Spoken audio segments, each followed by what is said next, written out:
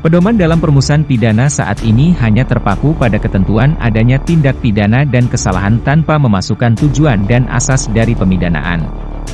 Maka, terdapat urgensi tujuan dan pedoman pemidanaan karena problematika yang terkait dengan usangnya KUHP saat ini, berkembangnya persoalan-persoalan yang muncul di tengah-tengah kehidupan masyarakat, dan pedoman pemidanaan merupakan ketentuan dasar yang memberi arah, yang menentukan di dalam penjatuhan pidana. Revisi KUHP perlu dilakukan untuk menjamin kepastian hukum serta menjadikan KUHP di tanah air semakin berorientasi pada hukum pidana modern, yaitu keadilan retributif, keadilan restoratif, dan keadilan rehabilitatif. Assalamualaikum warahmatullahi wabarakatuh. Shalom, salam sejahtera untuk kita semua. Om Swastiastu, Namo Buddhaya, salam kebajikan. Salam persatuan, salam kebangsaan dalam indahnya kebinekaan. Saya melihat RKUHP urgen bagi kehidupan bernegara dan keberadaannya tidak bertentangan dengan demokrasi. Kebebasan mengemukakan pendapat dilindungi oleh konstitusi sepanjang itu dapat dipertanggungjawabkan secara hukum. Draft RUU KUHP versi terbaru yang dikeluarkan Kementerian Hukum dan HAM, Kemenkumham, menurut pandangan saya tidak perlu menjadi polemik di dalam masyarakat.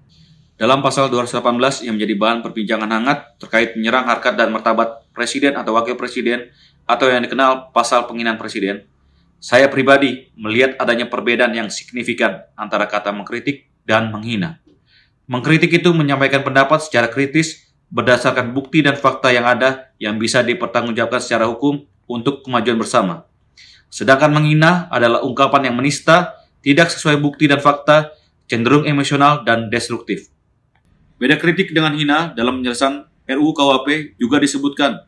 Yang dimaksud dengan menyerang kehormatan atau harkat dan martabat diri pada dasarnya merupakan penghinaan yang menyerang nama baik atau harga diri presiden atau wakil presiden di muka umum, termasuk menista dengan surat, memfitnah, dan menghina dengan tujuan memfitnah.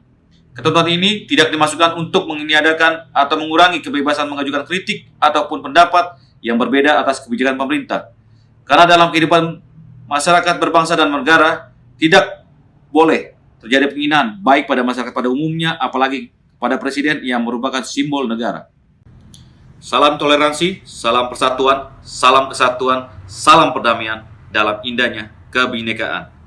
Pancasila abadi, NKRI harga mati, merdeka. Urgensi RKUHP dalam kehidupan bernegara. Seiring perkembangan zaman selaras juga dengan berkembangnya berbagai persoalan yang ada dalam kehidupan bernegara saat ini. Maka dinilai perlu untuk menjamin kepastian hukum dalam kerangka hukum pidana modern. Dengan kata lain memiliki orientasi terhadap keadilan retributif, keadilan restoratif, serta keadilan rehabilitatif. Terdapat suatu urgensi agar RKUHP segera disahkan demi keadilan dalam kehidupan bermasyarakat Indonesia sebagai negara demokrasi, dengan tetap menjunjung tinggi nilai dan norma yang ada. Telah bergabung bersama kita Dimas Nur Bagaskara SH selaku konsultan hukum dan senior asosiat. Terima kasih Mas Dimas sudah mau bergabung nih dengan Bicara News Network. Ya, terima kasih Mas. Baik, Mas Dimas, bagaimana nih pendapat Mas Dimas? Sejauh mana Mas Dimas melihat relevansi dari RKUHP yang saat ini sedang dalam proses pengesahan terhadap dinamika perkembangan kehidupan masyarakat Indonesia yang terus semakin modern? Ya, seperti yang kita ketahui bahwa saat ini kita menggunakan KUHP atau Kitab Undang-Undang Hukum Pidana produk penjajahan atau produk kolonial. Nah, kita perlu untuk membuat suatu produk memang karya anak bangsa yang disesuaikan dengan nilai dan norma yang berlaku di bangsa Indonesia itu sendiri, Mas.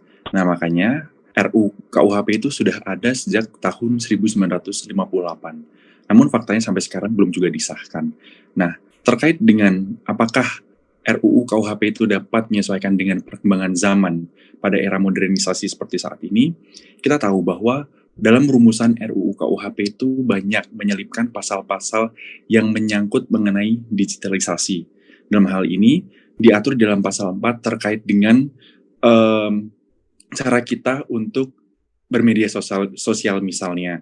Kemudian dalam pasal-pasal tertentu juga disampaikan terkait dengan cara kita untuk mengungkapkan sesuatu melalui media seperti itu. Menurut saya untuk modernisasi sudah mengakomodir. Namun kita juga harus melihat sisi lainnya. Sisi lain dari modernisasi adalah sisi terkait dengan nilai-nilai yang hidup di bangsa Indonesia itu sendiri. Seperti yang kita tahu bahwa Indonesia masih erat kaitannya dengan ilmu goib misalnya. Nah, di dalam RUU KUHP itu juga sudah diakomodir terkait dengan kriminalisasi atau larangan-larangan praktik ilmu goib, seperti misalnya praktek persantetan, kemudian perdukunan, itu sudah dilarang di RUU KUHP dan bahkan dapat dipidana apabila terdapat orang yang menawarkan jasa untuk hal-hal demikian. Artinya dengan RUU KUHP ini jadi semakin lebih modern ya, Mas Dimas ya.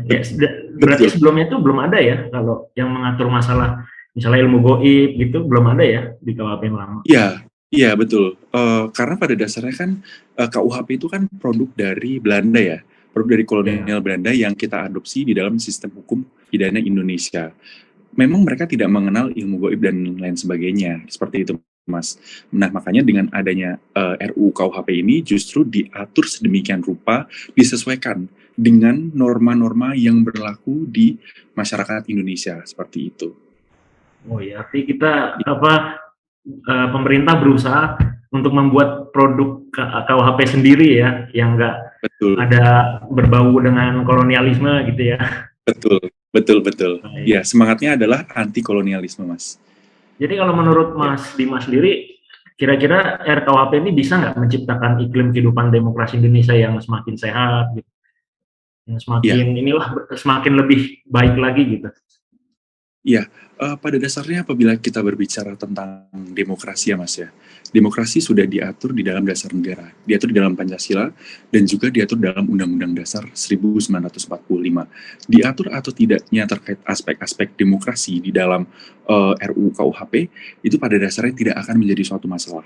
Mengapa demikian? Karena apabila terdapat pasal-pasal tertentu yang bertentangan dengan demokrasi misalnya, itu nanti dapat dibatalkan melalui Mahkamah Konstitusi, seperti itu Mas. Jadi saya berpendapat bahwa diatur atau tidaknya aspek demokrasi di dalam RUU KUHP itu tidak akan menjadi masalah, karena demokrasi adalah fundamental dari bangsa Indonesia itu sendiri, sudah diatur dalam Pancasila dan Undang-Undang Dasar 1945. Artinya pintu Mahkamah Konstitusi juga terbuka lebar ya bagi publik yang misalnya katakanlah sedikit berbeda pendapat dan sebagainya. Artinya pemerintah juga masih membuka jalan ya untuk ibaratnya menampung aspirasi masyarakat lah gitu ya. Iya, pastinya Mas. Memang apabila terdapat undang-undang yang dirasa bertentangan dengan hak konstitusional suatu bangsa atau suatu warga negara, itu sudah ada media yang dalam hal ini adalah Mahkamah Konstitusi, Mas. Sudah ada peradilan yang memang khusus mengatur itu dan menjamin bahwa hak konstitusional dari suatu warga negara itu dijamin di situ. Baik, Mas. Kita ngomongin sedikit pasal nih, Mas. Saya agak spesifik dikit nih. Boleh, Mas. Kalau nggak salah pasal 218 ya, ini pasal yang agak jadi polemik ya di masyarakat ya. Betul. Itu penyerangan terhadap kehormatan atau harkat dan martabat Presiden dan Wakil Presiden. Nah, saya pengen tahu sendiri nih Mas dari pendapat Mas Dimas selaku praktisi hukum. Nah, menurut Mas Dimas ini mengancam kebebasan berekspresi nggak sih? Atau sebetulnya bisa nggak sih kita lihat ini dari sudut pandang lain bahwa justru sebagai upaya untuk menciptakan iklim demokrasi yang sehat, yang ada normanya gitu. Menurut Mas Dimas sendiri gimana? Iya, tadi saya berbicara pada tataran terlalu norma ya Mas tadi, karena saya berbicara mengenai Pancasila, kemudian mengenai Undang-Undang Dasar. Nah, memang di dalam RUU KUHP itu dalam pasal 218 itu diatur mengenai batasan kebebasan berekspresi. Dalam arti di sini memang negara Indonesia adalah negara yang sangat demokratis ya Mas. Kita boleh mengemukakan pendapat, bahkan kita juga boleh mengkritik presiden dan wakil presiden seperti itu, karena kita negara demokrasi. Nah, namun tidak ada kebebasan yang absolut Mas. Tidak ada kebebasan yang absolut di sini. Artinya adalah ketika kebebasan itu tidak dibatasi terhadap suatu norma, maka akan menjadi kebebasan absolut dan nantinya akan merugikan salah satu pihak. Sedangkan konsep dari demokrasi itu sendiri adalah bahwa kita diberikan hak, seperti contohnya hak untuk mengemukakan pendapat, tapi harus ada hak-hak yang dibatasi. Nah, hak yang dibatasi ini apa Mas? Hak orang lain. Presiden dan wakil presiden adalah merupakan kepala negara ya yang dalam hal ini harus memiliki wibawa, sehingga RUU KUHP ini mengakomodir kewibawaan dari pemimpin negara tersebut, Mas. Jadi apabila nih ada nanti kritik terhadap presiden dan wakil presiden yang sifatnya tuh tidak membangun dan justru menyerang pribadi, itu deliknya tuh aduan. Nah, di sini yang harus saya garis bawahi dari aspek hukumnya adalah menurut saya RUU KUHP itu sudah tepat mengakomodir bahwa apabila terdapat penyerangan terhadap pribadi dari presiden dan wakil presiden, itu terhadap pribadinya, itu presiden dan atau wakil presiden itu memiliki hak untuk mengadukan ke kepolisian, Mas. Jadi harus delik aduan ya, yang tadinya delik biasa berarti ya? Iya, tadinya delik biasa. Artinya tidak harus presiden dan atau wakil presiden yang melaporkan. Seperti itu. Nah, artinya kritik sih boleh. Berarti maksud Mas Dimas gini, kritik sih boleh aja ya. Tapi harus sesuai substansi ya, gitu. Maksudnya kontekstual, jangan menghina orangnya, jangan pribadinya gitu ya. Tapi kebijakannya boleh dikritik gitu ya. Betul. Iya. Ya, artinya justru ini kalau saya melihatnya malah justru ini berarti RKUHP ini bisa mendorong orang tuh untuk semakin berekspresi tapi sesuai norma gitu, Mas ya. Iya, tepat sekali, Mas. Tepat. Kalau saya berpendapat seperti itu. Memang di luar sana banyak pro kontra ya, tapi kalau saya melihat karena kita harus melihatnya itu terkait dengan rumusan pasalnya, Mas. Ini kan kita berbicara norma itu kan berbicara mengenai rumusan pasal. Terlepas nanti implementasi di lapangannya seperti apa, ya yang penting normanya sudah mengakomodir hak-hak dari masyarakat dan juga misalnya dalam konteks yang kita bahas adalah presiden dan wakil presiden, hak keduanya itu sudah diatur dalam RUU KUHP. Jadi ini tadi juga sekaligus menjawab iklim demokrasi yang sehat, Mas. Seperti itu. Baik, Mas. Mantap sekali. Oke, Mas. Terakhir dari saya, kira-kira apa nih harapan dari Mas Dimas untuk kedepannya terkait implementasi dari RKUHP ini? Ya, justru saya merasa adanya RUU KUHP ini di angin segar ya, karena kita sudah merumuskan RUU KUHP itu sejak tahun 1958 dan baru sekarang ini akan disahkan gitu ya, Mas ya. Saya merasa bahwa kolonial itu harus digantikan dengan produk asli bangsa Indonesia. Ya RUU KUHP inilah jawabannya gitu. Kemudian yang kedua, saya melihat rumusan norma yang di dalam RUU KUHP itu sudah tepat dan sudah mengakomodir ya, Mas ya. Namun dalam implementasinya nanti saya berharap bahwa aparat penegak hukum itu harus lebih adil dan bijaksana dalam mengimplementasikan setiap pasalnya. Seperti itu. Jangan dijadikan pasal-pasal di dalam RUU KUHP itu sebagai pasal karet. Iya, seperti itu. Iya. Baik, kata kuncinya berarti penegakan hukum lebih adil dan bijaksana ya. Betul, betul, Mas. Oke, mantap, luar biasa sekali Mas kalau yang jawab praktisi hukum tuh pas sekali.